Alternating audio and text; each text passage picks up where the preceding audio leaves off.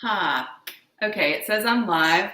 Excited to be here and see y'all. Welcome to the first entry for Yoga for Justice, which I'm calling Good Police. I have my phone, so if you have my number, you're welcome to text me. I'll also look at Facebook to see if there are any problems, and I'll get out of this halo of the overhead light here at nighttime. So if you want to come down to the floor, if you're here, this will be a little bit of a different yoga than what I normally teach, and I'm just going to kind of check in. Just in that we will spend a little more time kind of sitting down and listening to me talk, more so than sort of constantly moving. If you want that just really well-rounded physical practice, I have some regular yoga classes to come to that are less messagey and just have a little bit different content. What I'm going to do real quick is see if I can find a way to link and share this on my Facebook page. This is a one-woman operation, and I'm my own tech person, and I'm the worst one that you could have. You would not hire me to do this. Let's just say that. Let's see.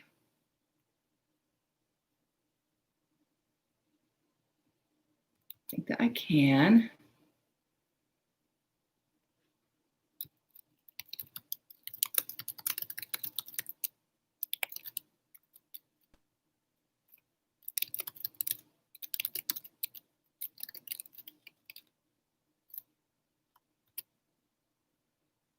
So that should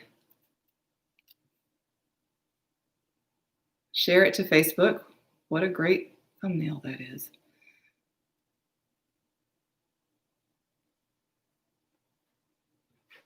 So the link should be shared to my Facebook. Getting a little slow start just to make sure that this comes up and streams and can be seen. Obviously, we're here because we've been marching and rallying and chanting and joining together in the United States to protest police brutality, to protest the way that Black and brown communities tend to be policed. And so in yoga, a lot of the time we're challenging ourselves for greater openness. We're challenging ourselves to bring things into our bodies and into our experience, to work on our vision and our imagination. And what I want to do with this entry on Good Police is to help us bring into our mind, what does good policing look like? What are good police? Who are good police? What can policing be? As opposed to a lot of things that we're seeing with police choosing to escalate the violence in peaceful demonstrations, and outside of the demonstration context, do not the most constructive work in a lot of communities. So I want to start, let's get into a child's pose. Coming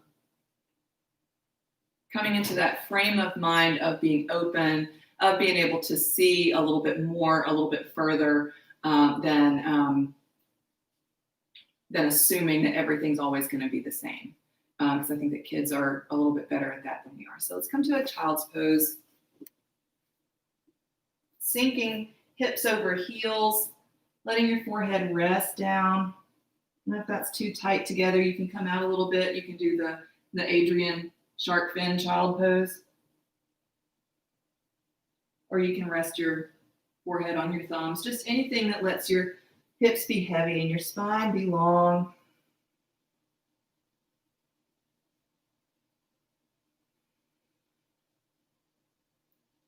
Coming into your breath here.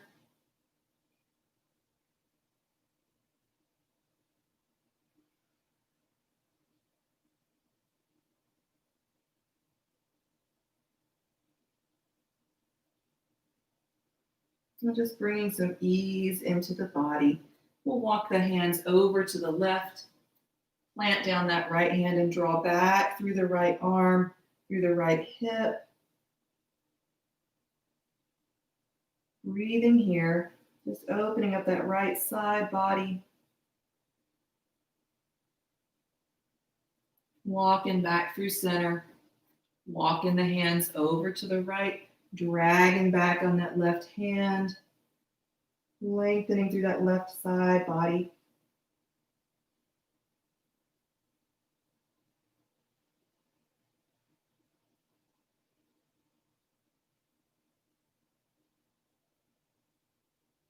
We'll walk the hands back center and find a little twist. So plant your right arm and thread the left arm underneath, coming down to the shoulder, the side of the face, breathing here.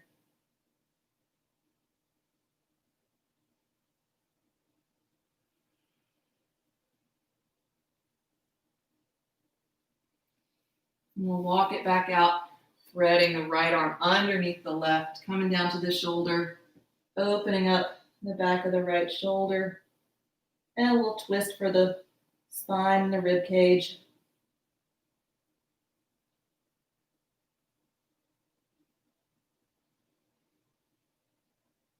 Unwinding once again, and coming on up. Check and see what that little ding was on Facebook to make sure that folks can see and that it is working. You seem fine. I have zero confidence in my technical ability, let's put it that way. So the first thing that I wanted to do was bring together the physical reality of what happened to George Floyd. He was killed in a way that, unlike these gun murders, has struck a chord, I think, because of the intention that had to be there in order to sort of stay for the officer who killed him to stay kneeling on his neck for 9 minutes almost. And so what I want to do is bring into our bodies and understand the two experiences that were happening together, knowing that in these postures, we're not here to hurt our bodies. Just because we're here to be a little uncomfortable doesn't mean we're here to hurt ourselves. So knowing that you have the power to make a choice, it is a power that George Floyd was denied, and it is a power that the officer who killed him refused to use. So what I want to do is I'm going to set a timer for 8 minutes and 46 seconds. And during that time, two things: you can choose both or neither. You can just meditate in your comfortable seat if you want to, especially if you were at the Oxford March tonight and you kneeled down on the hot concrete. You can excuse yourself from some of the kneeling because I know that hurt because I was doing it. So I want to kneel like up on your knees. You can tuck your toes or not, but staying up so that the weight of your body is on your knees. And of course, you can choose not to do that. And the other thing I want to do simultaneously is retain the breath, meaning hold the breath in both at the top and then exhale and hold the breath out for as long as it's comfortable for you, but practicing 8 minutes and 46 seconds of feeling in your body, in your knees, the choice to stay on the knee, and feeling in your body the withholding of breath in a way that you get to control, in a way that you get to choose to do or not do. So, and coming out of it anytime you want to, because you get to make that choice. And so just understanding that these things happen simultaneously and trying to engage them simultaneously. So I'm going to find a timer and put us 8 minutes, 46 seconds. I'll be silent as well. It'll be really uncomfortable for everybody. If I break silence, it will be just to explain what we're doing. So starting here, retaining the breath at the top of the inhale, retaining the breath out at the bottom of the exhale, while maintaining your posture on your knees. Beginning now.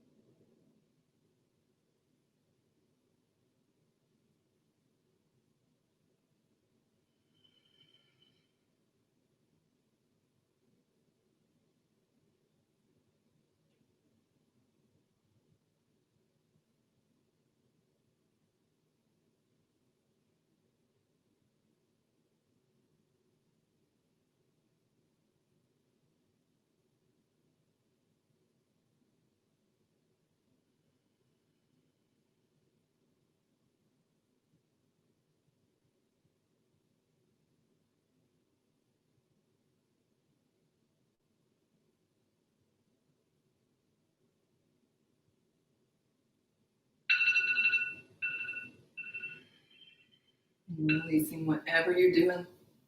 Maybe sitting down on your seat. Make sure I don't have any text messages.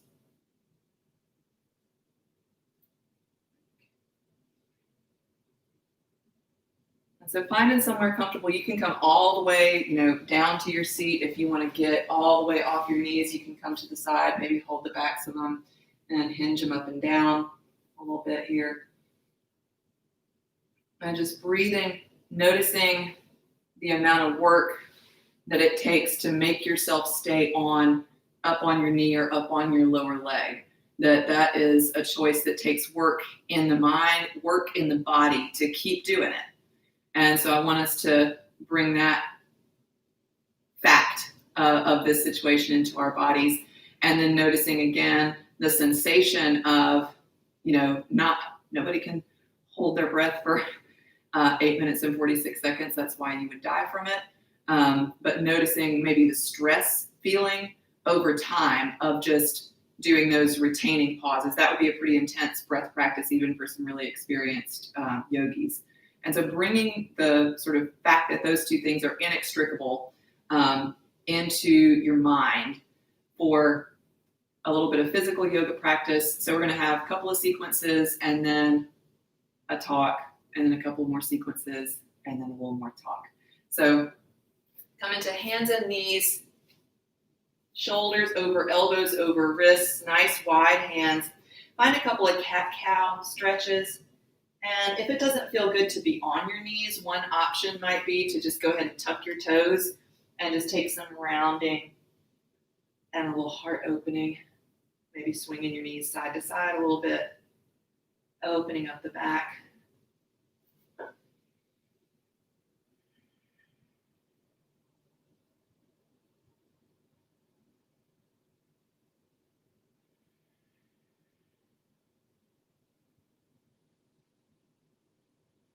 And we'll tuck the toes, aim your tailbone back for plank. It can be a knee plank, but I'm sure you're sick of the knees being down. And on an exhale, lift up the hips, press into the hands, find a downward facing dog, relaxing your knees and your heels, pressing into the hands to open the heart back toward the thighs. Breathe in here.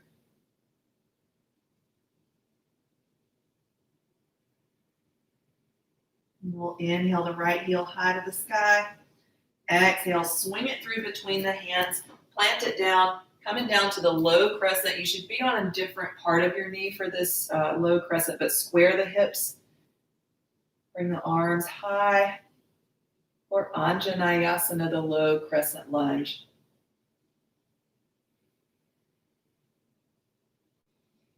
And we'll take the hands down, walking back, lifting the toes, and opening the back of that right leg, keeping your heart aimed forward and your spine long.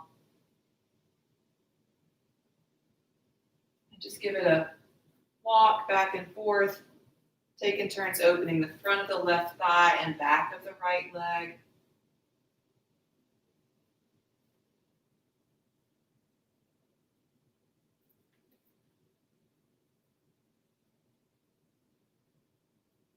And the next time you walk it forward, we'll bring the arms back up and we'll do a little heart opening here. On your exhale, squeezing the elbows down and back, lifting your chest, tucking the tailbone. Get an inhale here. Exhale, and extend the arms back up. It's actually an inhale on the way down, Inhaling, lifting the sternum. Exhale, squeeze the arms back high. Inhale, open it out. Exhale, squeeze the arms back up. And find as much of an open heart, low crescent as you would like, just keeping the tailbone strong, belly strong. And if you would like, you can reach way back, shoulders sinking away from the ears. And we'll exhale the hands down, tuck in the left toes, step your way back for your plank. Exhale, you can knees, chest, chin, or you can low plank into an upward dog. Exhaling, downward facing dog.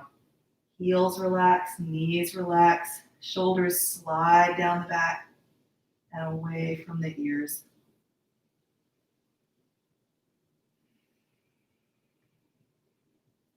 We'll inhale the left heel up high to the sky. Exhale, swing it through between the hands, plant it down. Again, should be towards the top of the knee, not on the sort of middle of the knee, like that full kneeling. Square the hips up, arms extend. Sinking, stretching over the front of that right thigh. Anjaneyasana. Belly is strong, tailbone tucks. Shoulders sit away from the ears into their sockets. And we'll exhale, hands down, walking back, lifting the toes, opening the back of that left thigh. Heart reaches forward. And then just moving in and out of those two postures at your own speed, opening the front of the right thigh and the back of the left. Squeezing that left hip back, reaching the heart forward.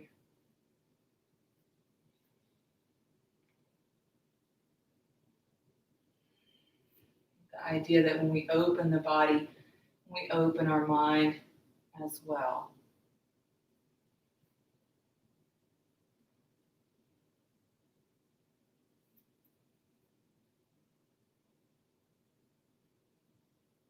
The next time you come back forward, lift on out, making sure those hips are nice and square, extending the arms up, and we'll find some heart opening. Inhaling, elbows down and back, opening the heart up. And exhale, squeeze the arms back through to extend high. Inhale, draw them back. Exhale, squeeze them on through. Inhale. And exhale, extend back up high. And finding another couple, 3 breaths. And if you want to really tuck that tailbone down strong and reach the arms back, lifting the chest, you're welcome to find however big of a heart opener you got. And we'll exhale, hands down, tucking the right toes, making your way to plank and rolling through the transition of your choice. Knees, chest, chin to cobra, or low plank to up dog. Exhaling, downward facing dog. If you want to pedal out the heels, give your Achilles tendons and calves a little stretch here. Finding stillness.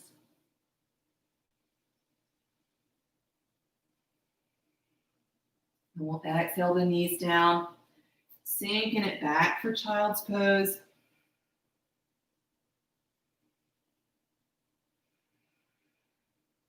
And then come up to a seat. You can sit in a chair. You can find a bolster or pillow if you want to lift your hips up a little bit.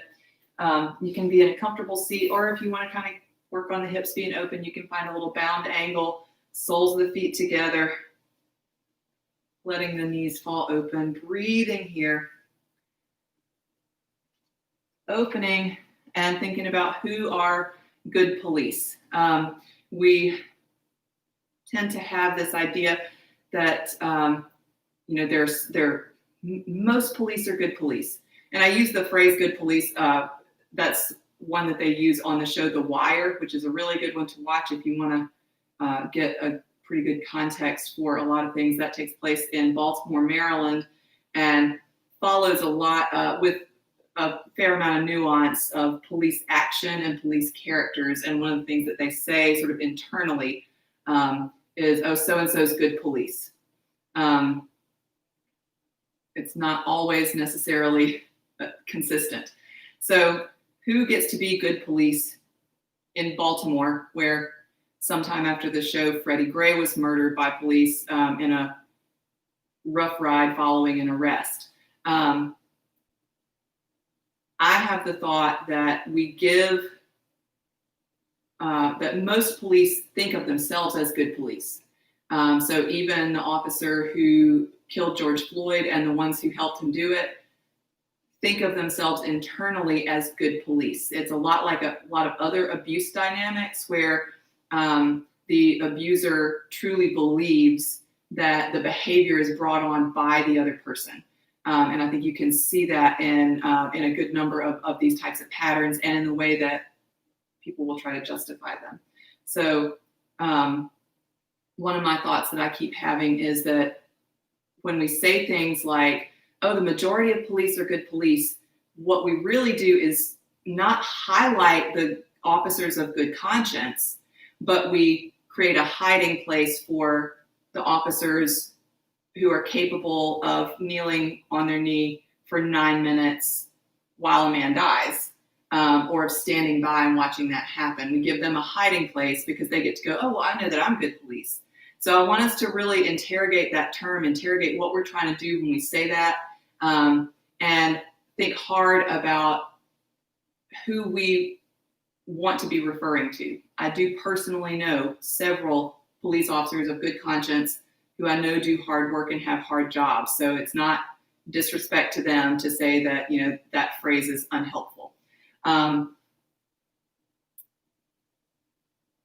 Opening the mind about sort of like who are good police. I do have in my law practice a background of doing criminal defense and have seen a number of sort of like dash cam footage of arrests and things like DUIs, and just the behaving like a jackass, making just really terrible choices, not necessarily to the level of violating somebody's civil rights, but, you know, I have kind of sat and witnessed, and this is, you know, white people and college students on dash cams. So when I think about what happens off camera and what happens to other people, that becomes fairly disturbing. Having sort of seen things like dash cam footage of a super young girl doing a field sobriety test, and you can tell there's no street lights and it's so dark. It's middle of January. She's in a tiny dress, has taken off her heels so that she won't have to walk the line in her heels, but so she's barefoot on the pavement in the middle of January. It's freezing out, and doing this field sobriety test with this officer behaving like a jackass. And so that's, you know, one example of sort of several that I could think of what kind of choice are you making here? What is this training that leads to this result? What is the culture within these departments that leads to that result? So who are good police? What do they do? What are they like? Open to that question, sort of understanding reality and open to that question. So with that, we are going to come over to, once again, meeting in downward facing dog. You can close your knees up like a book and come to downward dog. Strong all the way through the tips of the fingers, lifting through the belly. We'll inhale, right heel high to the sky. Exhale, swing it through between the hands, plant it. We're coming to warrior one. Right foot's parallel to the long edge of the mat. Left foot's probably not quite parallel. Squeezing that right hip back. Arms extend high. Breathing, working on squaring the hips up like headlights, tucking the tailbone. My back is pretty stiff because I ride horses, so this always is awkward for me. We'll take the arms down behind the back. We're going to find a humble warrior. So you can take opposite elbows, or you can take interlaced hands extending behind you. I kind of like a reverse prayer hands for this, because I feel like I'm holding my heart open a little stronger here. So holding the heart open, exhaling, humble warrior, heart pitches forward, arms extend back, chest is open. If you find yourself coming out laying on your leg, aim your torso to the inside, breathing here. Squeezing that right hip back, the full sole of the left foot on the mat behind you, breathing. We'll lift it back out, releasing the hands, Bringing them all the way back up. Exhale them down. Stepping to plank. Rolling through a transition or skip it because we're meeting back in downward dog.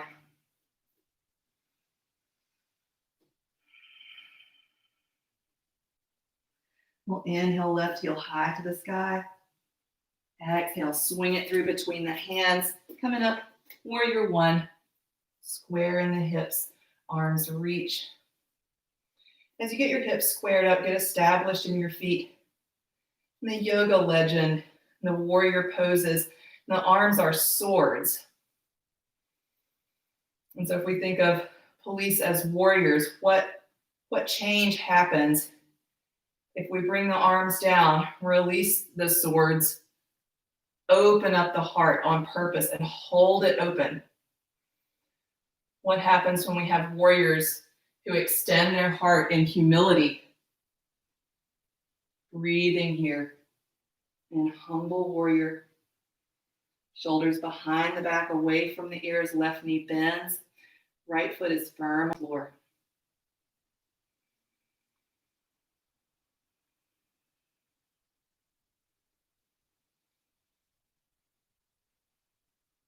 Inhaling back out.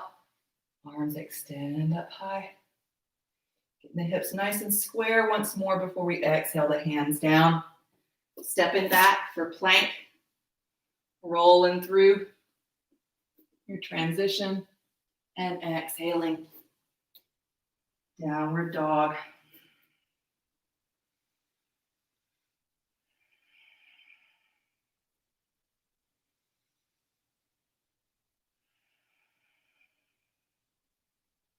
We'll inhale right heel high to the sky. Exhale, swing it through between the hands, come into warrior two. And I always manage to do this so that I make myself have to turn around. Bending the right knee, tucking the tailbone, extending through the hands, keeping them level. Breathing here. Looking out over this right hand, bringing into your vision just a concept, it can be super abstract, of an open, extended heart and humility in policing, in good police.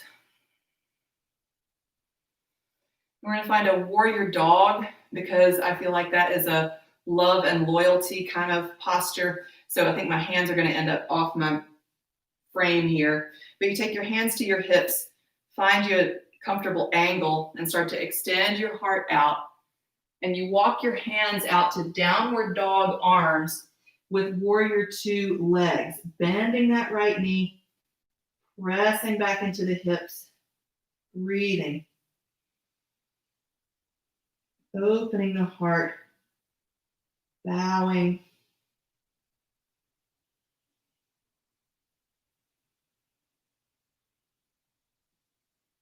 Walking the hands back out, all the way up.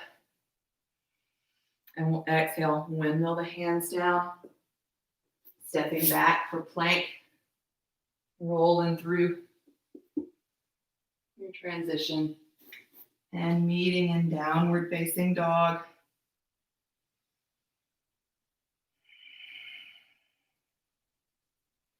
Inhale the left heel up high.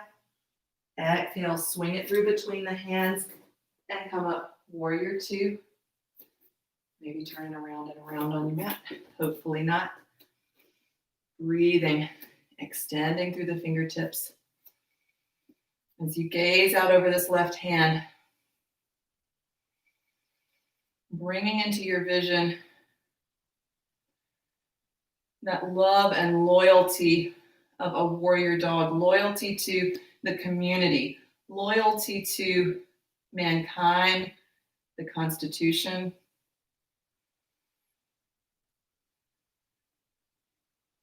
We'll find that warrior dog, finding the hands to the hips, finding an angle, extending the heart out, walking out. Downward dog arms, warrior two legs, bending into that left knee. Pressing back, through that left hip, opening the heart.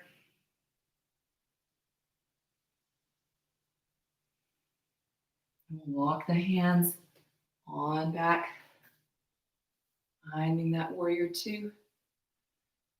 Exhaling to windmill, hands down. Make your way through plank, through your transition. Exhaling, downward facing dog.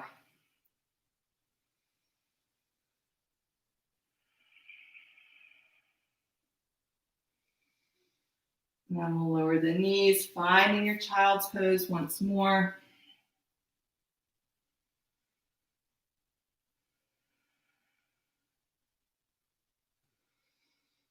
Making your way back up to a seat, whatever kind of seat you like. And so with that, carrying through that idea of open heart, humility, loyalty to community, thinking about what we see in a lot of economically impoverished and Black and brown communities in the United States in terms of policing. So we know that we have the over-policing of the brutality, excessive arrests, disproportionate convictions, disproportionate sentencing, and all these different kinds of things within the process when police respond to those communities. One thing that I think gets overlooked a lot is the under-policing that creates the distrust and the self-help types of actions that create what police see as the need to be so forceful. And so at our march tonight, I had two names on my sign. One was Dominique Clayton, who was a woman who was murdered by a police officer in our town of Oxford, Mississippi, who he had been dating her outside of his marriage and shot her in the back of her head in her sleep in her home. And she lived in a neighborhood that in Oxford has sort of a reputation of having more crime. It's also where people are more likely to be arrested. So it's getting this over policing, but it seems that the crime is not controlled. I have wondered a number of times about Dominique and whether she thought that her home might be made safer if the police officer felt more invested in her personally in that way. Sort of what drove that relationship. Did she feel like, on the other hand, that the police would treat her children, her Black sons, better if she had that close relationship with an officer? I think information like that is likely to be developed as that case goes forward. But the fact is that she was living in more of a dangerous neighborhood, and was she seeking more safety because she didn't think she would get it any other way?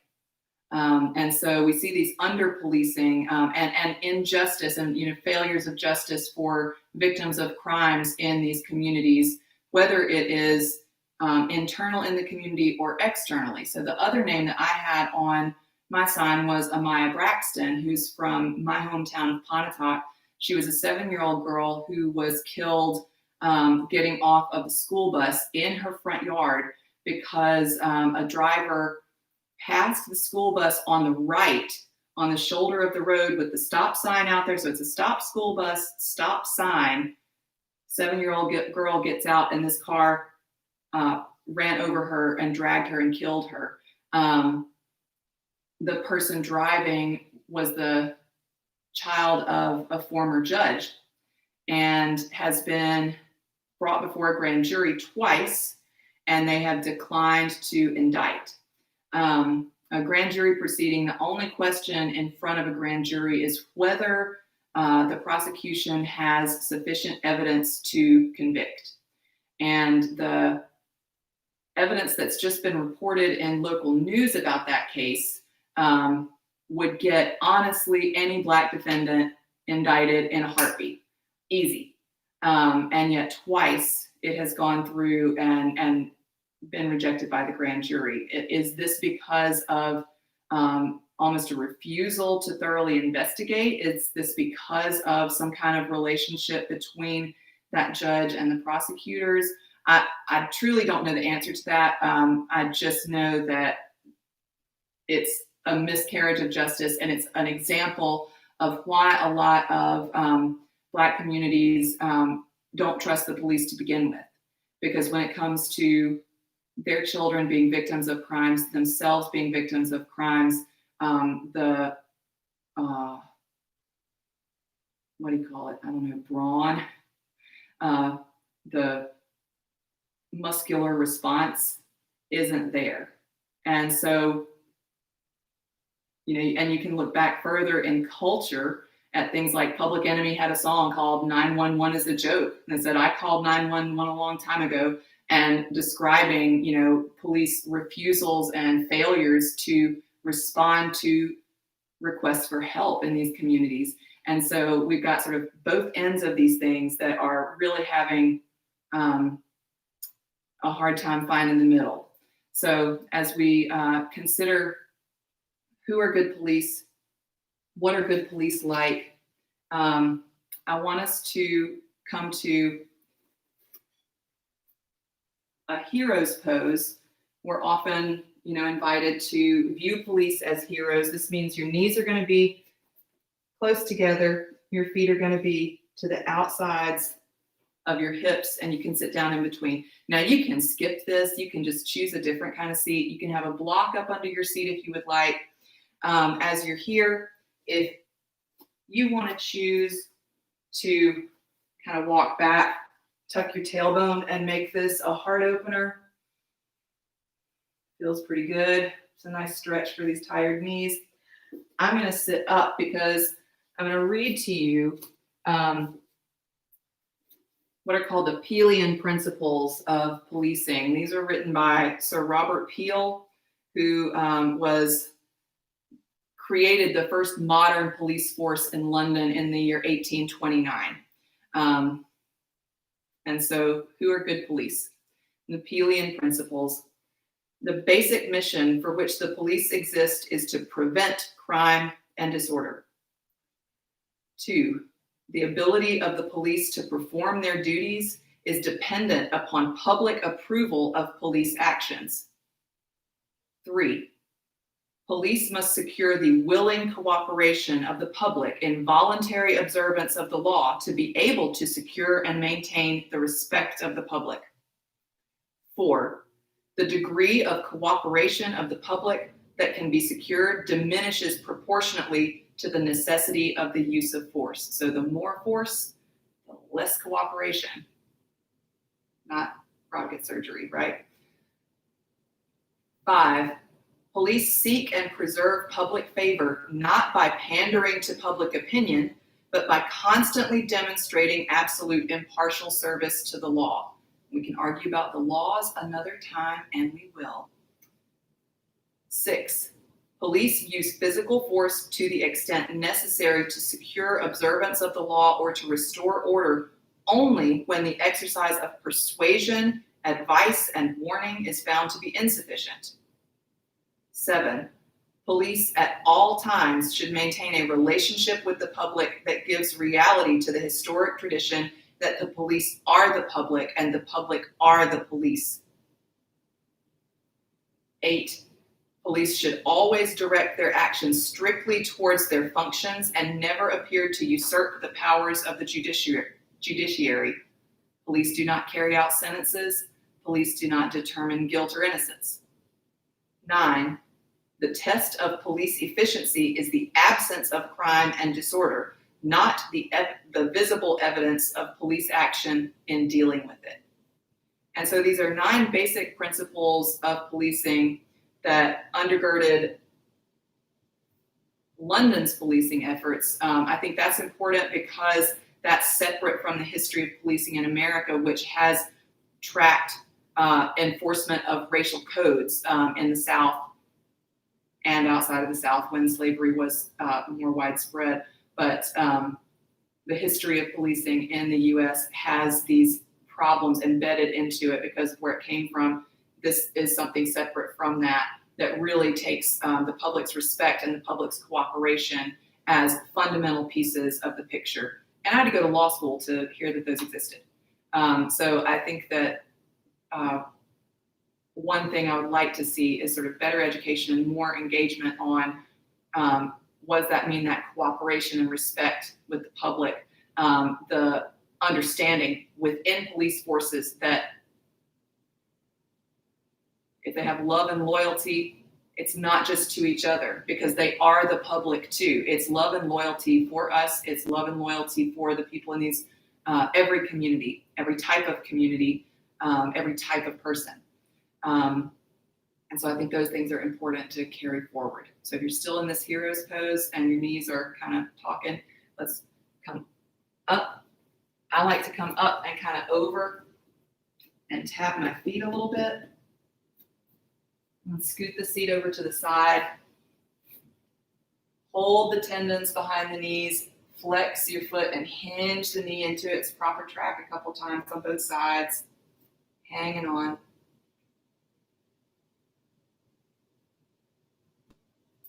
And normally in a yoga class, we would have a Shavasana. I might use a Shavasana in some future Yoga for Justice, but we're kind of low on time. So I really want to just find a comfortable seat for some silent meditation here. I'm putting together this experience,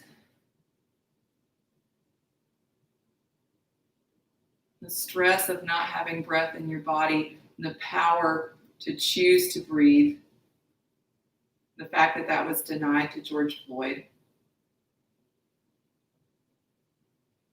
The physical exertion and will that it takes to stay on your knees and have that pressure on your knees in your body, the places in your body that have to work to maintain that, which are the choices that were made by the officer who killed George Floyd.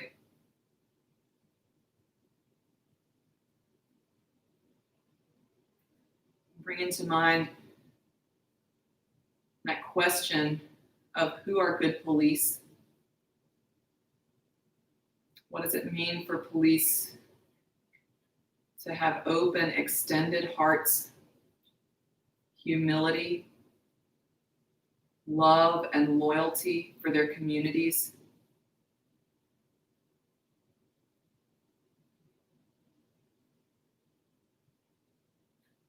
And the Pelian principles,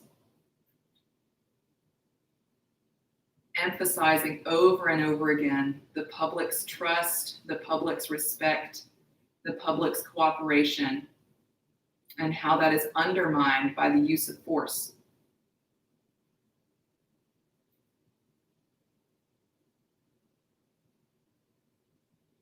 Holding within yourself openness and space.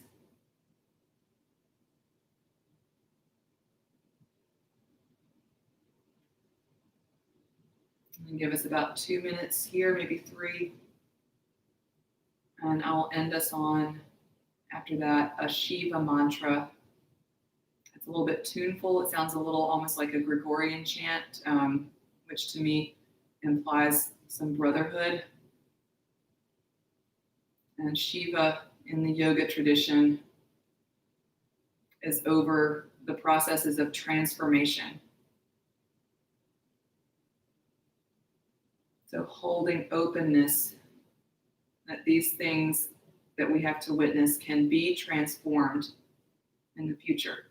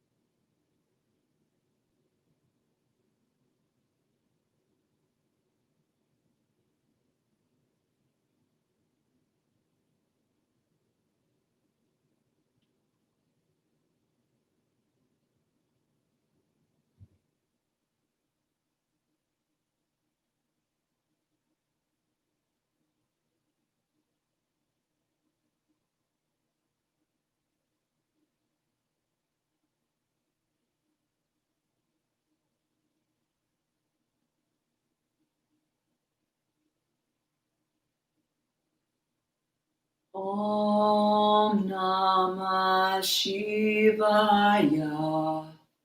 Om Namah Shivaya.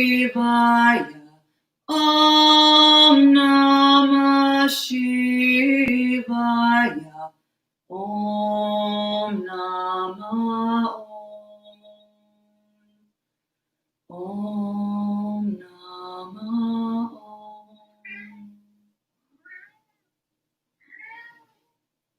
My cat's been joining me on that one lately. Thank y'all for working through this practice and listening to me yammer on. It was awesome to see several of my local yoga community out at the march today.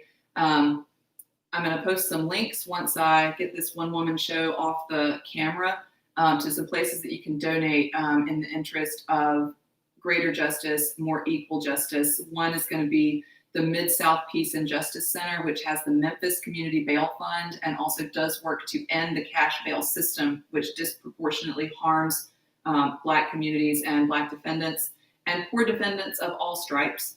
And also the ACLU, American Civil Liberties Union.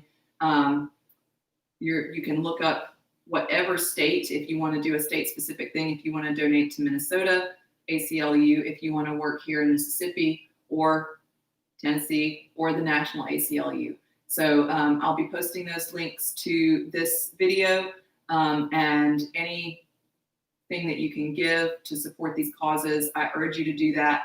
And I will see you here next week at 7:30 because we won't have to march first, I don't think. Yoga for Justice, and we're going to look at the sort of next layer of accountability for police, which is the prosecutors.